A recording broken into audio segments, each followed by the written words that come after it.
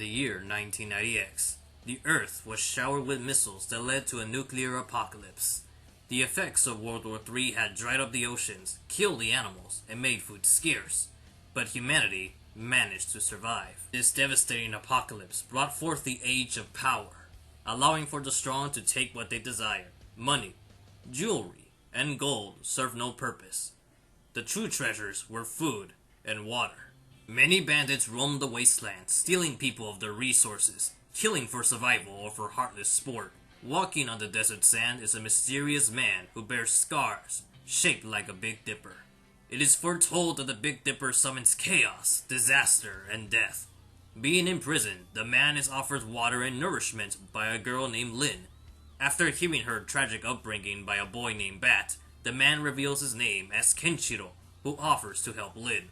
This girl has been mute since witnessing her family's slaughter, but with a touch of his fingers, Ken declares that her voice will return. As the people feared, Kenshiro did bring calamity with the Z gang, wanting to steal the villagers' supplies. However, Kenshiro opposes this evil, revealing a dreadful martial art with an ancient Chinese history.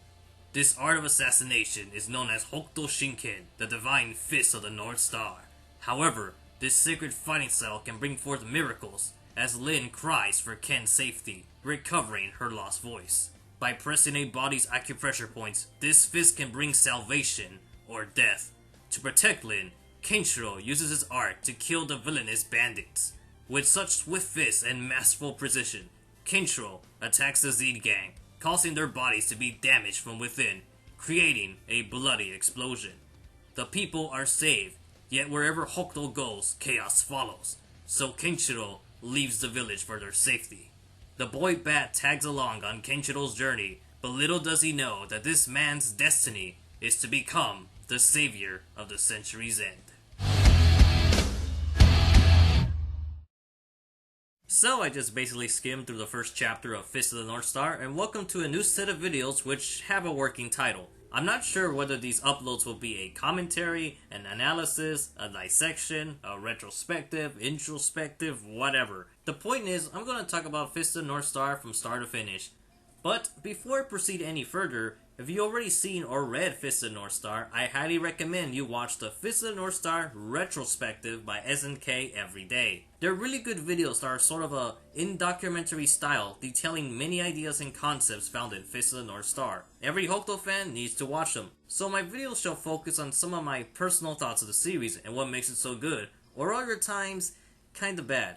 Plus, I also want to express some of the key differences from the anime and manga. The Shin arc specifically has a lot of changes from its source material, which you'll see in future videos. In Chapter 1, there's only a few things I want to point out that's different from the anime. An interesting piece of trivia are certain pieces of character design. For example, when Bat first appears, he doesn't wear goggles until the last few pages, but more importantly, Kenshiro does not rip his shirt. In fact, he barely does shirt ripping in the manga. The last minor detail I want to get across is Z's proportion, as in all forms of media, being the anime, the movie, and the manga, Z just randomly turns into a giant.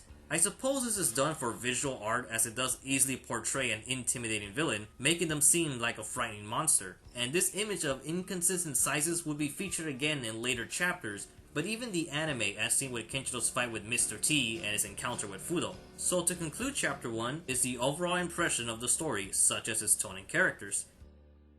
The year the series takes place in is one of not everyone can relate to, but for its time it was an interesting setting. Fist of the North Star debuted in Shonen Jump in 1983, yet the series takes place in the 1990s. I feel curious as to why that specific date was picked, as I don't believe there was any reason for people to feel the worry of the 90s to begin with a nuclear holocaust. It's possible that Tetsuo Hara or Bronson just wanted to either relate to Mad Max or try to separate itself a bit from it. Regardless, Mad Max is given a few details about its timeline or the cause of the war, but it's believed to take place in the late 90s. Perhaps 1990X was picked just because it sounded futuristic but not too unbelievable. One of the intriguing lines of the series is when Z's gang question if their buddies were killed with a time bomb, in which Z replies that technology is no longer that advanced. The most advanced weapon we would see in the original series was a shotgun. Then again, we do have a motorcycle chair. But yeah, I suppose it was just to negate the possibility of super advanced technology. Well, at least 1990X is better than, let's say, The Jetsons, which takes place in the year 2000, or that Astro Boy was born in 2003. When people first begin watching or reading Fist, I'm surprised that some people don't feel the tragic setting. With a world that's barely filled with life, people are forced to kill each other for survival. It's basically a superhero story taken to a very dark extension, and much later would be biblical in scale. The series always made me think of humanity's darkest times being the apocalypse, as humans are reduced to savages spreading genocide, but in a way, society is to blame. Even though it's just the first chapter, the unknown reasons as to why World War III broke out on such apocalyptic scale is frightening.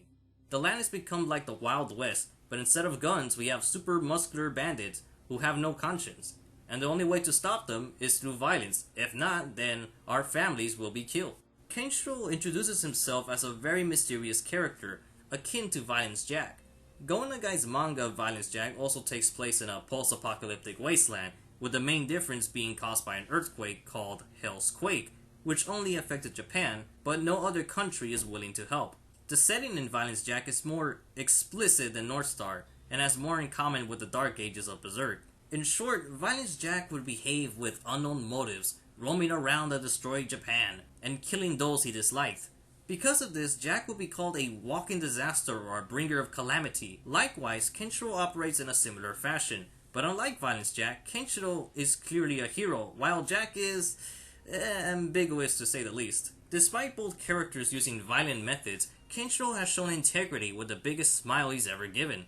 Yet it's surprising that he goes from expressive to angry and stoic. Aside from making heads explode, what made Kenshiro appealing in the first chapter? It could be his contrast of bearing both kindness and violence, but I think it came down to his miraculous healing of Lin's mute condition, while the others' talk of chaos and death added a curiosity to the reader for future chapters. Yet Kenshiro's successful debut may even have to do with tearing down a jail cell door. In this scene, Kenshiro was given a key to escape as Lin knew she would die, and decided to share mercy. There isn't much background information how Lin was treated, but it's safe to say that her family would have treated her more like a human being. Feeling her plight after being treated as a human being, Kenshiro couldn't let her life be taken away, as she suffered enough. So Kenshiro wishes to rescue her above everyone else. I think this is why Chapter 1 and Episode 1 works so well, and could be the reason why this scene would be shown in other manga. It's a very powerful image. The idea of a man breaking free of his imprisonment encompasses not only manliness but the human will for freedom, hinting at Kenshiro's humanity. Despite being shown in other manga being Riki-Oh, Super Dr. K, and even Stardust Crusaders, Kenshiro's reasons for breaking out carry more weight, adding to the impact of the page. With bloody fists, Kenshiro embarks his way into the desert, facing limitless battles of good and evil, shedding not only blood, but tears for every grain of sand upon this earth.